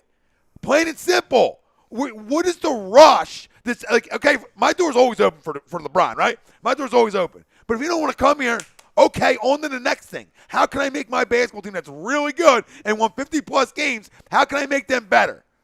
Well, Clint Capella of the world, Tyreek Evans, if you want to get creative with Kemba Walker, I don't know. But there's names out there. I'm not a big Kemba guy, but I'm just throwing guys out there but that you could get. Kemba worries me more than Kawhi. Maybe what you just said, though. No, that's a lie. Nitro Freak said it's a perimeter game. That's a lie. Golden State is a perimeter game. Golden State runs a perimeter game, and other teams want to follow suit. How about you go back a little old school and say, you know what? We're going to flat out beat you up inside, and we're going to get higher percentage shots, second chance opportunities, which then creates even more high percentage shots. I don't know. I'm like the dealer in fucking blackjack. I'm out. It's what this team was built on. You drafted Joel. Sorry about that. I had to get that out. You drafted Joel because Sam knew this fad about the three-point shooting was going to go away because, I'm sorry, making a layup is a better percentage shot. But here's the thing. Then you traded for Nerlens. Mm-hmm. You still drafted Jaleel because you were thinking, if one of these three pan out, I have a dominant big man center, right, for the next 10, 15 years. So here's the thing, though. Let's not get it confused here. Just because teams shoot a lot of three-pointers does not mean it's a perimeter game. You can shoot a lot of threes with those threes being created off of dribble drives or dishes out from the post. If you look at the Sixers' offensive philosophy, the Sixers' offensive philosophy is shoot a lot of threes and get it into Joel. There's no 15, 16, 17-foot game. There's no perimeter game. It's threes and the post. It's not a perimeter game. And I don't know how many times me and you talked about it watching the games together, but when you watch Rocco or you watch JJ or Dario or, when TLC Godley was getting run. Hold on. It's not too fast. They're fast. Like Clint Capella can run the floor like nobody's business. All right? I'm not going out and getting, a big man who can only do one thing. Like, I'm getting a guy who's flat out athletic and get up and down the court like nobody, can move on pick and rolls, can cover so many guys. You're not getting Marcin Gortat. Yeah, like you guys think I'm going to get Ernest Cantor. Like, I'm going to get a fucking freak out. I would take him, by the way. I'd take Cantor. Oh, I'm not mad about it. He can run the floor. I'm not mad about it. My dude's going to grab 20 rebounds in 10 minutes. But you know what I'm saying? I'm not going to get you like your traditional big. I'm going to get a guy who's just a freak. You're going to Robert Tractor Trailer. Yeah, I'm getting a freak here, babe. I'm bringing a freak in and saying, hey, everybody else, match us. So match us. Trade out. Listen, my point is you don't have to trade out Clint Capella. You don't have to chase everybody else. You can make people start having to chase how you play basketball. Right. You understand that? That's all I got to agree. I've got more about basketball than you ever know. The point I was trying to make real fast before that jumped in was those shots are better coming from a pass out of the post where they're literally spot-up shooters waiting for the pass than they are of a dribble drive handoff and coming up. You know what I mean? Like, I bet you if you looked at Rocco and JJ's percentages with Ben or with Joel on the floor versus when Joel was not on the floor and you had a legitimate low post threat. It's not even a question. You probably couldn't even compare the two. You have them numbers? Mm-hmm. Let's roll with them. I want to know because, listen, and I'm just assuming, nobody shoots the three like Golden State does. There might be Houston close, but if you really look at the percentages, you'll see a drop-off. I guarantee it. Oh, it's a huge drop-off. You got to see it. What is the percentage? What is Golden State's three-point percentage as a team? As a team, 391. Second was Boston with 377. Give us the top five, brother. Third, Washington with 375, tied with Sacramento Kings at the same number. Pistons at 5 with 373. But I think what's indicative here is you look at the Rockets. The Rockets have attempted last season over 1,100 more attempts beyond the arc than Golden State. Made a lot more free throws because of it, but their percentage was 362 opposed to 391 of the Golden State Warriors. That's a big difference. It is. I'm trying to say. Difference. Nobody wants to listen. I mean, Nitro Freak saying everyone's 6'8", laugh my ass off. And TDP says everyone chasing the way the Warriors made the game. Make them chase the way we play. That's what I'm trying to say here, too. Yeah. Like, chase us. That's what Sam was doing. Well, and here's what the point that I wanted to make when you were talking about that was you were talking about the whole situation with LeBron and Kyrie and kind of wipe your hands and move on. I actually think in a weird sort of way, that makes this situation more attractive to them than we may believe. Because there's this team in Philadelphia that would love to have you, and they can make it work, and they can make it worth your while financially. And they have some great players already in place, but they're not going to chase you. You're either in or you're out. What are you doing? If that's me, I'm saying shit. I might have to go. I might have to go. Yeah, they ain't chasing me, but you know what? That's a destination spot. I want to go. That's as Billy Bob said. That's a tan. A tan. A tan. If a tan comes knocking, I ain't going nowhere. You go prom with me. Miss Davis. Looking at these same numbers, just to put in comparison to what the Sixers did this last season, they posted up the 8th best percentage at 369.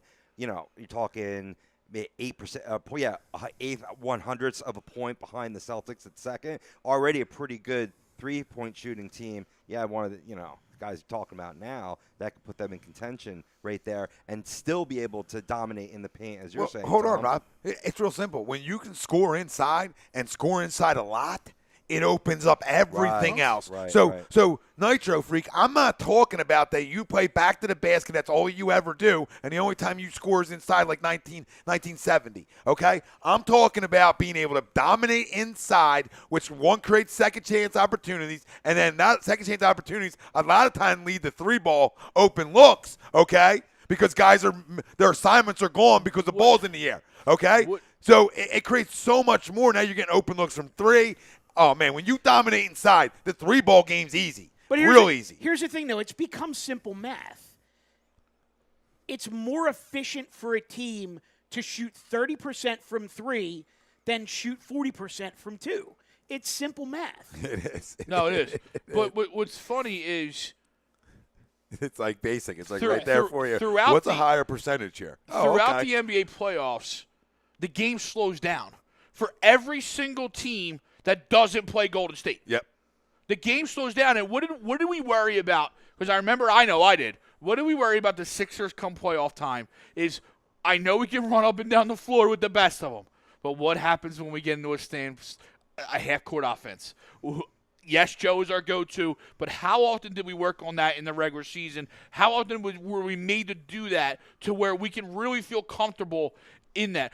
You saw, even in the Heat series, even though we dominated, there were stretches of those games where they beat us up physically, and we didn't know how to react. Yeah, and Quintus gives you more size, strength, down low, everything. I wonder what would happen if you took out Clint Capella and put DeMarcus Cousins, how much that conversation changes. Well, that's the family. I mean, the family's saying take a shot on Boogie. I have no issue with Boogie No, but either. I'm saying, yeah. like if you're – and I love Boogie.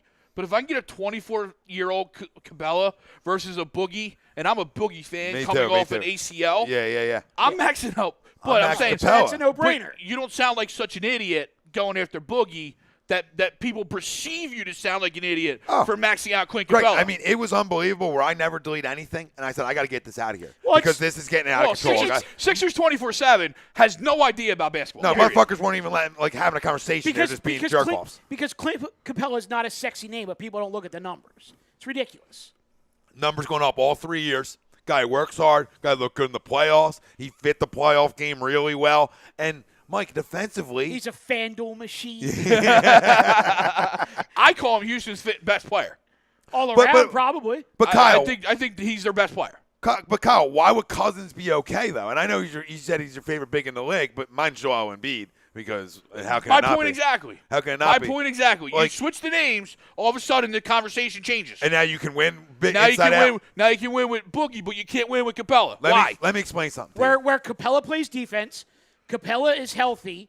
Capella doesn't get into foul trouble. He doesn't get technical suspensions. Yeah, big factors. Big factors. Boogie, if he can be on the court, is great, but he's never on the court. 2 guys, right, in the history of the NBA, outside of the Warriors' little run here, okay, that won without bigs and legit ones in the history. That man and LeBron James, okay? And you can pretty much say LeBron's a big almost, but he's not a big, okay? Well, you're not calling Timothy Mozgov a legit No, I'm not going to go there, okay? The Spurs. Horace Grant? No? The Spurs. So the Spurs won with bigs, right? Yep. Spurs won with 2 bigs. Yeah, and then one with a big. They won with 2, then they won with just Duncan plenty of times, okay? Look around. The Lakers, Shaq and Kobe. When Shaq won his other ring, remember he had 1 Pau Gasol and 2 a good Andrew Bynum. Okay? Yep. Not a great, but 2 legit bigs at the time he had. Okay, go through the league. I mean, the only team that's not. Shaq won it in Miami. He was the big to Dwayne Wade Superman. And you can consider Draymond a big if you want to consider the way he plays. You know what I mean? The physicality. But Golden State's a different breed. You know what I mean? It's a different factor. But look around. Look around. Big men win championships. Motherfucking 2 guards sign shoe deals. That's factual. That's the history of the game. The history. Don't come questioning the sport that I know really well. Please. Because it's not, and I'm talking to the group. I mean, I'm talking to the 6 24/7 group with that. Like, that's how the game's played. I had to stop following. It's inside out. Inside out wins consistent championships. You want to be on Broad a lot? Listen. It doesn't have to be Capella. But that's just a different option than the 3 names that we've all slobbered over for X amount of months. I think it's a great name. I'm not trying to recreate the wheel or like crown myself, but like give me other names. Let's have a conversation. Don't just attack it because it doesn't fit. Oh, Clint Capella, ha ha ha. Well, he's a real good basketball player. Yeah, he's pretty good. He's not a jerk off. He's a good teammate. Anybody who says Clint Capella, ha ha ha ha, just prove to you that they don't know jack shit about the game of basketball. Oh yeah, it was ugly. It was ugly in there. The fam, what are they saying? Ralphie, Boogie at center and beat a power forward. But what about Capella at center and then beat a power forward? It's probably better. It's probably, when you really think about it, it's probably better. Because like we can all love Boogie, and I love Boogie too. But like, I think Capella's game translates better with Joel than Boogie's does. Yeah, and like Boogie's up here, man. Do you really want to bring all that in just because he's a fantasy stat stuffer? And, I know he's a pimp. But like, you really want to bring all that in? He's never won anywhere. They can't even get to the playoffs anywhere. Well, if you score that much and you're that dominant and you don't get to the playoffs, period. Well, he had some dreck around him. I understand. And if he didn't get hurt, he probably could have made a run with. No, he would have. But I'm just No, I hear you. I understand, but you score a lot. Yeah. Guy could average like 28 a night, and you can't win games. Yeah. So it's not a shot really directed fully at him, but. A little bit. Right, but what does it say when you have a team in Sacramento who's basically in full rebuild that won't rebuild around him at his age? Yeah. Well, because I just think they realized that they could get more for him. You know what I mean? Or he's not a guy you build around. And that could be. Well, we're not building around him. We're building around Joe and Ben. Agreed. But you also have to take the Sacramento Kings for what they are. Vlade Divac Look, I was trying not to go there. He's running the organization. They just like he got fleeced by Hinkie twice. They just like everybody else is trying to get there instead of just tanking like the GOAT did. And now look how it panned out. Yep. TTP says if you max Clint Capella, could you get PG here? If you really want PG, but I don't want him. Yeah, but I think you could. You could, but the documentary's making me a little sour. Like the run through your free agency, like a 3-part series. Like now I'm good. I'm good. Like now it's too much. I'll take Lance Stevenson instead than Paul George. You want to really get physical in the playoffs? You want to be able to play playoff basketball? Go sign Clint Capella and Lance Stevenson, and we're the best fucking team in the Eastern Conference. That's factual, even if LeBron stays somewhere in the East, which he's not. Okay, even if he stayed Cleveland or wherever, we are the best team in the Eastern Conference. Because come playoff time, we're whispering, we're blowing, and we're up in grills. We're fucking here. We're here. We're up in you. And that's playoff basketball. That's how you win. And then go trade for Javon Walker for West Virginia. Yeah. Because I wanted that guy to draft in the second round. I love Lance Stevenson's game. I do. He's just physical. I love it. He's one of the reasons why I didn't want to play Indiana in the playoffs. I actually think one of the reasons they like Zaire Smith so much is because he's got a little Lance Stevenson. Little dog. You got to have a little dog in the fight. You got Dario, who's a dog. Joe's a dog. Ben, to me, is not doggish yet. He's got some work to do defensively, doggish. But he'll get there. But he's long, so he can make up for it. Yeah, he can make up for it. Parker says Boogie's probably going to be cheaper now with the flippy fish injury. Yep. Yeah, no problem. Probably a little bit. But, like we said earlier on break, like Mike said, most of these guys are 3-year maxes. You know what I mean? It's not, you're not maxing for 5-6 years. So, because they want to hit it again. You know what I mean? They want to hit it when they're 27, 28 again and be able to cash in even more instead of being locked up coming to the backside of their career. Yeah. So, I mean, it's a 3-year deal for Capella, and it doesn't hurt you being able to sign anybody else. And it just makes you a real good basketball team right there. And a Lance Stevenson, a Tyreek Evans, guys of that nature right there can just put you over the top in Eastern Conference. Even JJ on the cheap coming back, like JJ at 12 instead of 23. Yes, David. That's Nitro Freak. That's Kyle. He's on Saturdays, brother. Every Saturday, 1 p.m. Look, Shake Milton, 6'6", 210. They're long. They're long. They're long. And isn't the rumor of Jonah Bolden coming over? Jonah Bolden, There's correct. rumors. You know what I mean? There's a lot of guys you can just say, hey, bye-bye to Yeah. on this roster. You know what I mean? I mean, like some of the back-end guys that are like, okay, Rashawn Holmes, I'm good with you, baby. See you later. Bye-bye. Anytime I see Rashawn Holmes in the game, I cringe. Like, bye, girl. You know what I mean? Out of here. Turnstile. Yeah. Like, he dunks, and everybody, like, jumps up. Like, Oh, my God. got to give him more minutes. How about that minutes with the He's a Capella? great energy guy. Yeah. He's a great energy guy who can't play defense. Where's the energy? On the offensive end? Yeah, wouldn't that be nice to Great. give them extra minutes to Capella? Oh. A little bit better. Just saying. Yeah. But Lance is a guy I really love. And Indiana did him dirty. I'm not as big on Lance just because of the antics, but I wouldn't hate him. He's not an over-antic guy. He's one of those guys where he's probably on your team, you like him, and when he's not on your team, you just want to strangle him. Yeah. Literally like Ron Artest. Yeah. But you're going to love the dog in him. That's what you love. There's no question. Like the second he gets there, and I think his antics are overblown because of what happened in the playoffs with LeBron 2 years ago. Really overblown all his antics. He's not a big technical guy. He's not like that stuff really isn't him. Yeah. He's turned himself from leaving Cincinnati and everything that happened there and getting in the NBA. He turned himself into a real good NBA player. Oh, yeah. And he deserves some money, and he's still not old. He's in a good spot, and he's physical. And if you look at the ball series, and like you both were saying, what happens to the game in the playoffs? It slows down. You know? Yep. Like Joe says Lance is a whatever player. I think he's tough. I think he's physical.